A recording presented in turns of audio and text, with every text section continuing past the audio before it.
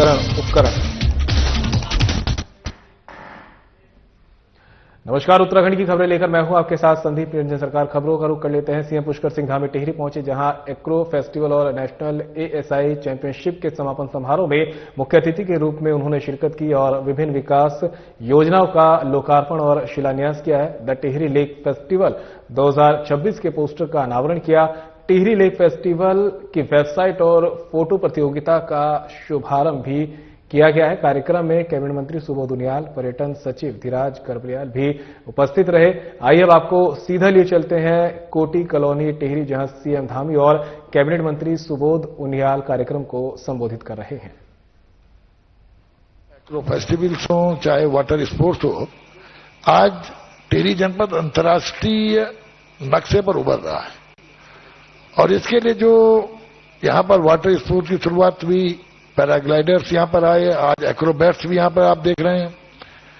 ये आने वाले समय की खुशहाली का प्रतीक होगा, वैसा मेरा मानना है। और मैं मुख्यमंत्री जी आपसे अनुरोध ये करूंगा, स्थानीय लोगों को इनका फायदा कैसे मिले, इसके लिए एक स्किल यहां पर सेंटर्स हो, जिससे बच्चों को हम स्किलिंग दे सके हैं और बच्चे स्किल्ड होकर के इनका फायदा आर्थिक रूप से हमारे लोगों को मिल पाए और वो भी इन खेलों के माध्यम से उत्तराखंड का नाम रोशन करे। इसके लिए जरूर इस पर मैं समझता हूं आप विचार करेंगे, और क्योंकि बहुत बेहतरीन एक्रोबेटिक एक्टिविटीज आपने भी देखी और जिस तरह डीएम साहिबान ने बताया कि 11 देशों के 25 एक्रोबैट्स यहां पे आए हुए हैं।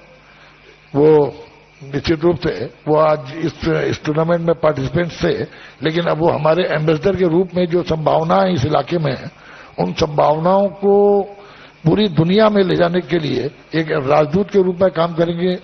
और उसके पीछे हमारा जो ऑर्गेनाइजर्स हैं, आपने किस तरह से आपने इस टूर्नामेंट को ऑर्गेनाइज किया, जिससे बताया गया कि टूरिज्म डिपार्टमेंट और डिस्ट्रिक्ट एडमिनिस्ट्रेशन ने इसको मिलकर ऑर्गेनाइज किया, एक प्रोफेशनल टच देते हुए। तो मुझे विश्वास है कि आने वाले समय में ये और बेहतर तरीके से, और आज 11 देशों के 25 पार्टिसिपेंट्स आए, आने वाले समय में और ज्यादा देशों के पार्टिसिपेंट्स यहां पे आए, ताकि ये एक एक्रोबैट्स में भी एक वर्ल्ड डेस्टिनेशन के रूप में उभर सके। और इस अवसर पर आप सब लोगों को, क्योंकि ये बात जरूर है, टिहरी में भी एक थोड़ा सा किशोर भाई, जिस तरह से अंतर्राष्ट्रीय आयोजन हो रहे हैं उस हिसाब से प्रेजेंस नहीं होती, तो थोड़ा सा लोगों को भी इसमें, क्योंकि जितना ज्यादा लोगों का इन्वॉल्व करवाने में बहुत परिश्रम यहां पर लगता है। मैं जानता हूं इस बात को कि एक एक चीज यहां पर आयोजित करना, एक एक चीज का संयोजन करना, आयोजन करना, सबका समन्वय करना, वो बड़ा कठिन काम है। और आपकी प्रतिबद्धता और जो समर्पण है, इन सभी के बिना और इन सब इतनी बड़ी टीम के बिना ये आयोजन, इसकी सफलता संभव नहीं थी। भाइयों बहनों, आज टिहरी जनपद के समग्र विकास की दिशा में भी आज यहां पर 27 करोड़ रुपए से अधिक की योजनाओं का लोकार्पण एवं शिलान्यास किया गया है। ये सभी योजनाएं क्षेत्र के पर्यटन, इंफ्रास्ट्रक्चर, रोजगार एवं स्थानीय अर्थव्यवस्था को एक नई गति प्रदान करेंगी और आने वाले समय में टिहरी को विकास के नए शिखर पर पहुंचाने में बहुत सहायक सिद्ध होंगी, बहुत इससे मदद मिलेगी।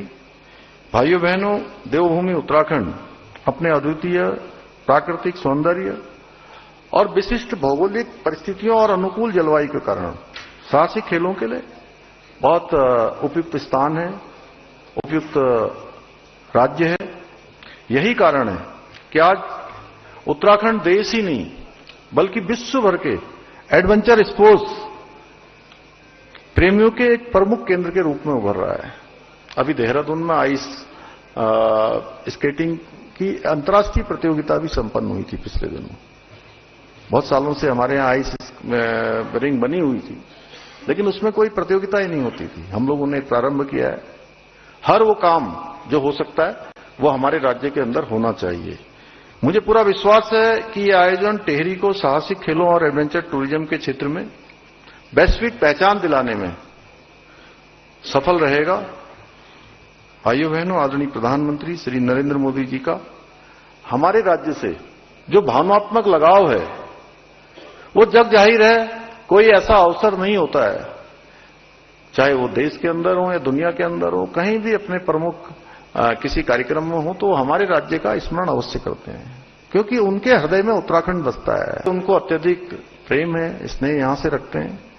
उन्होंने स्वयं यहां आकर साहसिक गतिविधियों को फ्लैग ऑफ करके देश और दुनिया को ये संदेश दिया कि उत्तराखंड केवल आध्यात्मिक और सांस्कृतिक ही नहीं बल्कि साहस, रोमांच और असीम संभावनाओं की भूमि है, जहां पर इन क्षेत्रों में आगे बढ़ने के लिए अनंत संभावनाएं हैं, उनकी कोई सीमा नहीं है। आदरणीय प्रधानमंत्री जी के मार्गदर्शन से और उनकी प्रेरणा से हमारी राज्य में साहसिक खेलों को सरकार आगे बढ़ाने के लिए विशेष ध्यान दे रही है। हम राज्य में angling, rafting, kayaking, trekking, paragliding, cycling और माउंटेनियरिंग जैसी गतिविधियों को योजनाबद्ध तरीके से आगे बढ़ा रहे हैं।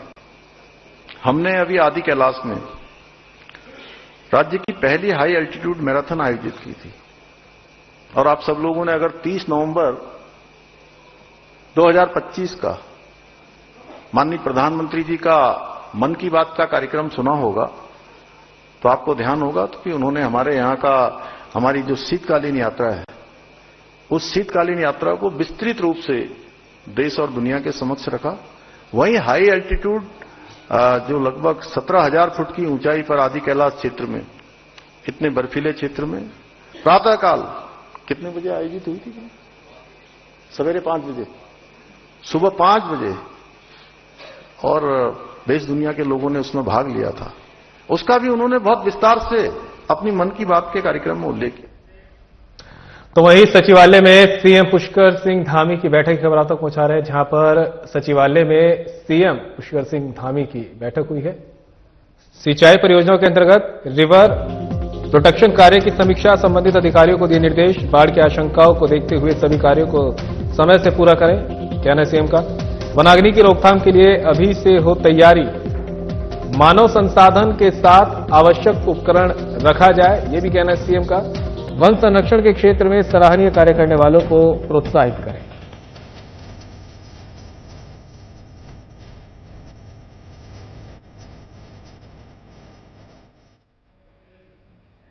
कैबिनेट मंत्री गणेश जोशी के जन्मदिन के अवसर पर जनसेवा की भावना से समर्पित सेवा सप्ताह के अंतर्गत आज देहरादून में ग्राम्य विकास विभाग की ओर से ग्रामोत्थान परियोजना के तहत ड्रेजरी न्यूनीकरण उपकरण और स्मार्टफोन वितरण कार्यक्रम का आयोजन किया गया।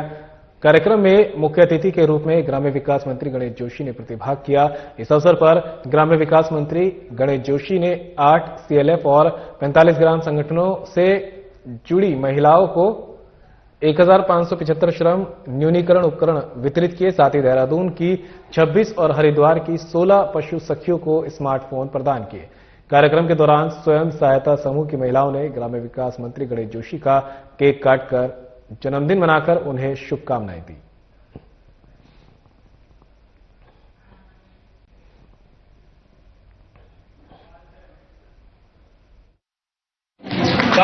चाहे हमारी दिल्ली की सरकार हो, चाहे प्रदेश की धामी सरकार हो, जिसे विभाग मेरे पास है, लगातार महिलाओं के उत्थान के लिए काम कर रहा है। इस प्रकार से हमारी महिलाओं का श्रम का बोझ कम हो।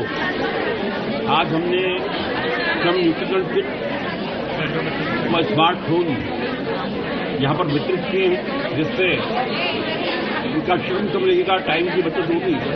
वही स्मार्टफोन के माध्यम से आज हर चीज का डिजिटल रखा है, हर चीज ऑनलाइन है। जो हमारी पशु शक्ति बहनें उनको हमने वितरित किए हैं। हमारा ये मानना है कि अगर एक बहन मजबूत होती है, मां मजबूत होती है, तो परिवार मजबूत होता है, समाज मजबूत होता है, देश मजबूत होता है। और मातृ शक्ति को आगे बढ़ने की आवश्यकता है, और इस राज्य का निर्माण तो मातृ शक्ति ने किया है। क्योंकि मेरे जन्मदिन के अवसर पर, कल मेरा जन्मदिन है, हम 25 तारीख को सेवा सप्ताह मना रहे हैं। अभी ये कार्यक्रम मेरे आवास पर भी है, जिसमें हम आशा वर्करों को सम्मानित करेंगे। और हमारे कहा जाता है कि नारी का सम्मान राष्ट्र का सम्मान है, क्योंकि हमारे यहाँ कहा गया है कि जस्ट नारी से घंटे करते, जहाँ पर स्त्री की पूजा होती है वहाँ पर देवताओं का वास होता है, जो देवभूमि है। इस अवसर पर मैं अपनी सभी बहनों को शुभकामनाएं देता हूं, बधाई देता हूं और उनको विश्वास दिलाता हूं कि हमारी ये सरकार लगातार मातृशक्ति को ध्यान रखती है।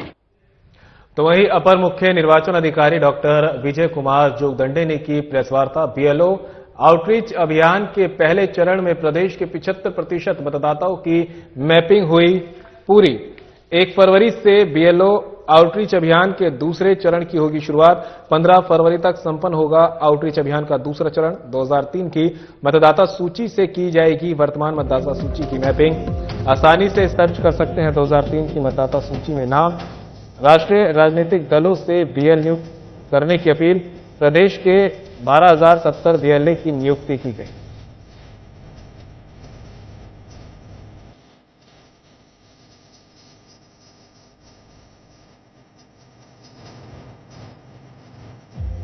ओर से सभी मतदाताओं का जो एसआईआर से पूर्व की मैपिंग की प्रक्रिया है वो निरंतर जारी है और वर्तमान में एसआईआर के प्रारंभ से पहले सभी मतदाताओं की मैपिंग की प्रक्रिया की प्रगति भी अभी अच्छी प्रतीत हो रही है।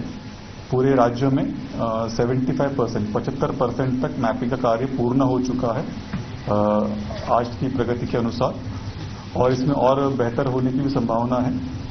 2 जनपदों में अभी प्रगति थोड़ी सी कम प्रतीत हो रही है। देहरादून जनपद में जहां पर 57% का प्रगति मैपिंग में पाई गई है और इसके उपरांत जो सेकेंड जनपद है वो उधम सिंह नगर जहां पर 59% का मैपिंग का प्रगति अब तक हो पाया है। इसमें हम लोग पूरा प्रयास कर रहे हैं कि अधिक से अधिक मतदाताओं की मैपिंग की प्रक्रिया पूर्ण हो जाए ताकि एसआईआर जब प्रारंभ होता है तो उसमें और सहायता और सहूलियत मतदाताओं के लिए और हमारे बीएलओ के लिए भी आसानी से हो सकता है। वर्तमान तक जो हमारे बीएलओज हैं ये सभी मतदाताओं से संपर्क बनाए हुए हैं और स्वीप के अंतर्गत और विभिन्न गतिविधियों के माध्यम से मतदाताओं को जागरूक करने के लिए, उनसे डेटा को मांगने के लिए, उनके 2003 के विवरण की जानकारी हासिल करने की कार्रवाई वो कर रहे हैं और उसके साथ साथ मैपिंग का भी कार्य अपने बीएलओ ऐप के माध्यम से कर रहे हैं। अभी हम लोग नया एक विशेष अभियान प्रारंभ करना चाह रहे हैं जिसमें विशेष रूप से महिला मतदाता। उत्तराखंड सरकार ने सुनिश्चित कैरियर प्रोन्नयन योजना का शासनादेश जारी कर दिया है। इस शासनादेश के जारी होने की सूचना मिलने पर उत्तराखंड मंडी समिति कर्मचारी संघ ने हर्ष व्यक्त करते हुए धामी सरकार का आभार व्यक्त किया है। बता दें कि कृषि उत्पादन मंडी समिति के कार्यालय में उत्तराखंड मंडी समिति कर्मचारी संघ ने धामी सरकार का आभार व्यक्त करने के लिए कार्यक्रम का आयोजन किया।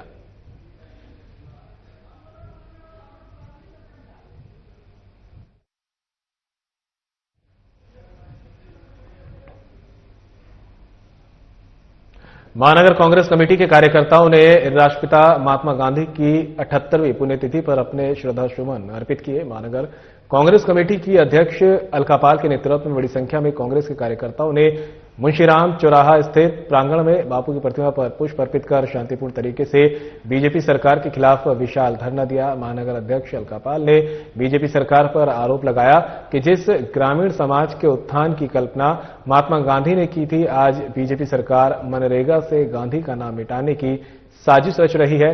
अखिल भारतीय कांग्रेस कमेटी के सदस्य और प्रदेश महासचिव अनुपम शर्मा ने कहा, बीजेपी सरकार संवैधानिक मूल्य और काम के अधिकारों को छीनने की कोशिश कर रही है।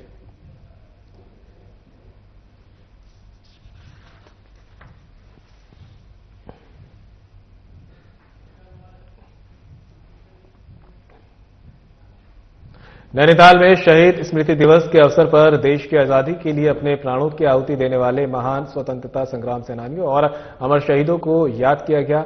एसएसपी मंजुनाथ टीसी के निर्देशन में आयोजित इस कार्यक्रम में पुलिस फोर्स ने स्वतंत्रता संग्राम सेनानियों के बलिदान को याद किया और उनके दिखाए मार्ग पर चलने का प्रण लिया। पुलिस अधिकारियों और जवानों ने 2 मिनट का मौन धारण कर वीर सपूतों को श्रद्धांजलि अर्पित की। इस दौरान पुलिसकर्मियों ने राष्ट्र की एकता और अखंडता को बनाए रखने का संकल्प लिया।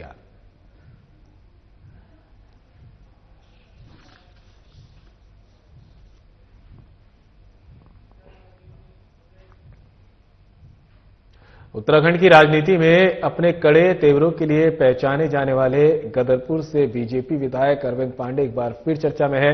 हाल ही में अपने परिजनों के खिलाफ दर्ज हुए मुकदमे के बाद विधायक पांडे ने डीजीपी दीपम सेठ से मुलाकात की। मुलाकात के दौरान विधायक ने इस पूरे मामले को उन्हें और उनके परिवार को बदनाम करने की एक सोची समझी साजिश करार दिया। विधायक अरविंद पांडे ने डीजीपी के सामने अपना पक्ष रखते हुए कहा कि उन पर लगाए गए आरोप पूरी तरह निराधार हैं। विधायक अरविंद पांडे ने कहा कि कुछ लोग उन्हें भूमाफिया साबित करने पर तुले हुए हैं और यह मुकदमा उसी प्रोपेगेंडा का हिस्सा है। उन्होंने साफ लहजे में कहा कि मैं जांच से भागने वालों में से नहीं हूं। मैं चाहता हूं कि दूध का दूध और पानी का पानी हो। पारदर्शिता का हवाला देते हुए विधायक अरविंद पांडे ने डीजीपी से मांग की है कि इस मामले में दोनों पक्षों का नार्को टेस्ट और पॉलीग्राफ टेस्ट कराया जाए ताकि सच्चाई सामने आ सके।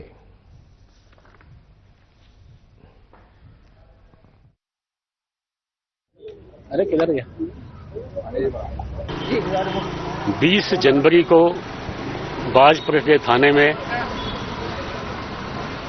मेरे कुछ संबंधी, जैसे मेरे जीजा हो गए, मेरे बड़े भाई हो गए, कुछ मेरे चाचा के लड़के हैं, उनके खिलाफ एक मुकदमा कायम हुआ है। मैं उस मुकदमे को मैं ये नहीं कहूंगा कि मेरे खिलाफ कोई झूठा मुकदमा हुआ है, मैं इसको कहने नहीं आया हूं। मैं तो मात्र इस प्रदेश के डीजीपी मिस्टर दीपम सेठ जी से मिलकर इतनी बात कहने आया हूं कि उस मुकदमे का लाई डिटेक्टर कराया जाए।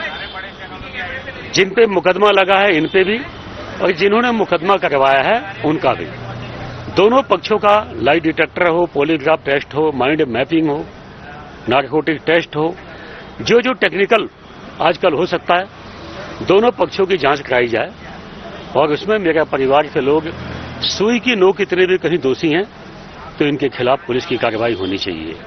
मैं तो एक निष्पक्ष जांच के लिए आया हूं और मैंने कहीं से कहीं तक कोई मांग नहीं की है कि ये मुकदमा झूठा है या काल्पनिक है। मैं इसके कहने नहीं आया हूं, मैं इसके निष्पक्ष और जांच के लिए आया हूं। सैनिक कल्याण मंत्री गणेश जोशी ने जैंतनवाला क्षेत्र में मसूरी देहरादून विकास प्राधिकरण की ओर से मसूरी विधानसभा क्षेत्र के अंतर्गत 17.47 लाख की लागत से निर्मित वीर स्क्वाड्रन लीडर अभिमन्यु राय स्मृति पार्क के सौंदर्यीकरण कार्य का विधिवत लोकार्पण किया। इस दौरान सैनिक कल्याण मंत्री गणेश जोशी ने वीर स्क्वाड्रन लीडर अभिमन्यु राव नव निर्मित मूर्ति का अनावरण कर उन्हें पुष्प चक्र अर्पित कर श्रद्धांजलि दी। इस दौरान जैंतनवाला में 26.99 लाख की लागत के इंटरलॉकिंग टाइल्स की और से सड़क निर्माण कार्य का भी शिलान्यास किया। इस अवसर पर सैनिक कल्याण मंत्री गणेश जोशी ने कहा कि स्क्वाड्रन लीडर अभिमन्यु राय का जीवन देशभक्ति, शौर्य और कर्तव्य परायणता का अनुरूप उदाहरण है। यह स्मृति पार्क न केवल वीर सपूत स्क्वाड्रन लीडर अभिमन्यु राय के बलिदान को अमर बनाए रखेगा बल्कि आने वाली पीढ़ियों को राष्ट्रभाषा और देश प्रेम की प्रेरणा भी प्रदान करेगा। तो सैनिक कल्याण मंत्री गणेश जोशी ने जैंतनवाला क्षेत्र में मसूरी देहरादून विकास प्राधिकरण की ओर से मसूरी विधानसभा क्षेत्र के अंतर्गत 17.47 लाख की लागत से निर्मित वीर स्क्वाड्रन लीडर अभिमन्यु राय स्मृति पार्क के सौंदर्यीकरण कार्य का विधिवत लोकार्पण किया। इस दौरान सैनिक कल्याण मंत्री गणेश जोशी ने वीर स्क्वाड्रन लीडर अभिमन्यु राय नव निर्मित मूर्ति का अनावरण कर उन्हें पुष्प चक्र अर्पित कर श्रद्धांजलि दी। इस दौरान जैंतनवाला में 26.99 लाख की लागत के इंटरलॉकिंग टाइल्स की ओर से सड़क निर्माण कार्य का भी शिलान्यास किया गया। इस अवसर पर सैनिक कल्याण मंत्री गणेश जोशी ने कहा कि स्क्वाड्रन लीडर अभिमन्यु राय का जीवन देशभक्ति, शौर्य और कर्तव्य परायणता का अनुपम उदाहरण है। यह स्मृति पार्क न केवल वीर सपूत स्क्वाड्रन लीडर अभिमन्यु राय के बलिदान को अमर बनाए रखेगा बल्कि आने वाली पीढ़ियों को राष्ट्रभाषा और देश प्रेम की प्रेरणा भी प्रदान करेगा।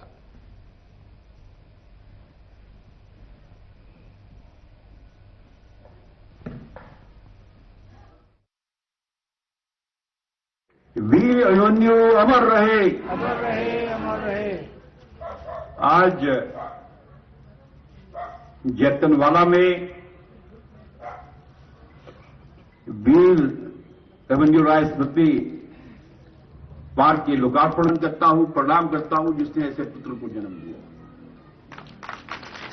अभी बोलते बोलते चित्रा भावुक हो रही थी। मुझे दिन याद है जब अभिमन्यु की शहादत हुई, मैं बाहर था, मुझे सूचना लेट मिली। और शायद मैं 3-4 दिन के बाद उसके पास आया, क्योंकि मैं आप लोगों की जिम्मेदारी है तो मुझे बाहर भी जाना पड़ता है प्रति। और जब मैं आया तो मैंने इसकी स्थिति देखी। इसने खूब मुझे कोसा, मुझे गालियां भी दी, काकू को भी बहुत कोसा कि काकू तुमने बताया क्यों नहीं। और आज इस सहयोग के सम्मान में विशाल संग्राम बनकर तैयार हो गया। तो एक बार चमकी आज के अखबार में आपने पढ़ लिया होगा, लोग सोच रहे थे लोग डेवलपमेंट क्यों नहीं हो रहा है।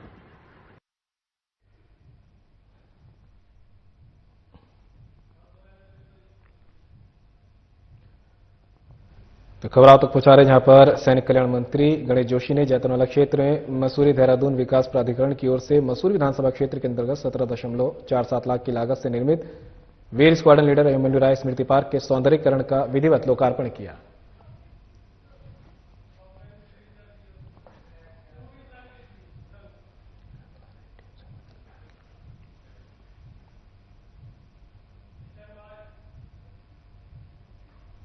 तो वहीं रंग ला रही है डीएम सविन बंसल की पहल। खबर आप तक पहुंचा रहे हैं जहां पर डीएम सविन बंसल की पहल रंग लाती दिख रही है। रायवाला स्थित प्रथम राजकीय नशा मुक्ति केंद्र से 7 व्यक्ति हुए नशा मुक्त। नशे से पीड़ित व्यक्तियों को दी गई बेहतर चिकित्सा सुविधा। विद्यालय में छात्र छात्राओं की भागीदारी वाली एंटी ड्रग्स समिति सक्रिय। फर्जी नशा मुक्ति केंद्र और मानक विपरीत संचालित केंद्रों पर ताला लगाना तय। डीएम सविन बंसल की तैयारी पूरी। डीएम ने अधिकारियों को दिए निर्देश, स्कूलों में नियमित काउंसलिंग कार्यक्रम हो संचालित। साफ कहना डीएम का, सभी विभाग समन्वय, संवेदनशीलता और सख्ती से करे कार्य।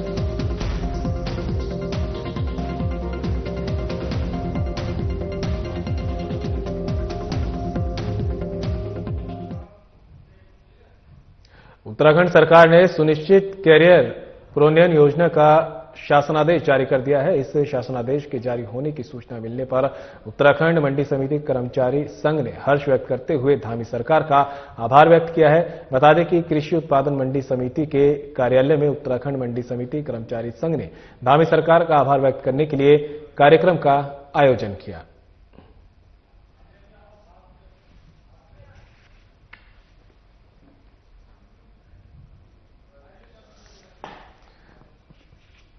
ऋषिकेश से एक खबर आप तक पहुंचा रहे हैं जहां पर उत्तराखंड सरकार ने सुनिश्चित कैरियर प्रोन्नयन योजना का शासनादेश जारी कर दिया है। इस शासनादेश के जारी होने की सूचना मिलने पर उत्तराखंड मंडी समिति कर्मचारी संघ ने हर्ष व्यक्त करते हुए धामी सरकार का आभार भी व्यक्त किया है। बता दें कि कृषि उत्पादन मंडी समिति के कार्यालय में उत्तराखंड मंडी समिति कर्मचारी संघ ने धामी सरकार का आभार व्यक्त करने के लिए कार्यक्रम का आयोजन किया।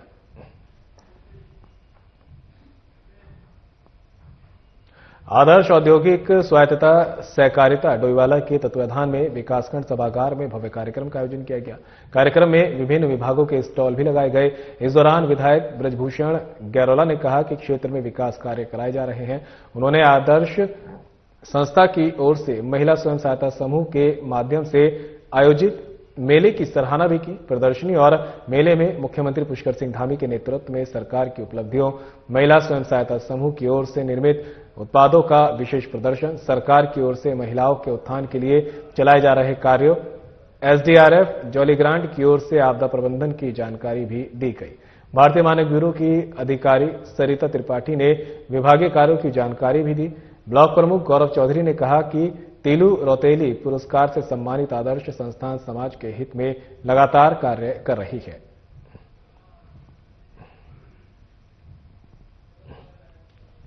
तो आदर्श औद्योगिक स्वायत्तता सहकारिता डोईवाला के तत्वाधान में विकासखंड सभागार में भव्य कार्यक्रम का आयोजन किया गया। कार्यक्रम में विभिन्न विभागों के स्टॉल भी लगाए गए। इस दौरान विधायक ब्रजभूषण गैरोला ने कहा कि क्षेत्र में विकास कार्य कराए जा रहे हैं। उन्होंने आदर्श संस्था की ओर से महिला स्वयं सहायता समूह के माध्यम से आयोजित मेले की सराहना भी की।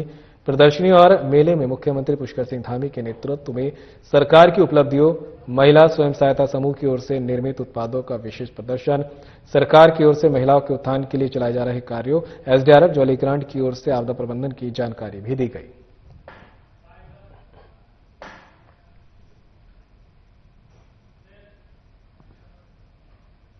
और फिलहाल इस बुलेटिन में मेरे साथ इतना ही। दीजिए इजाजत। नमस्कार।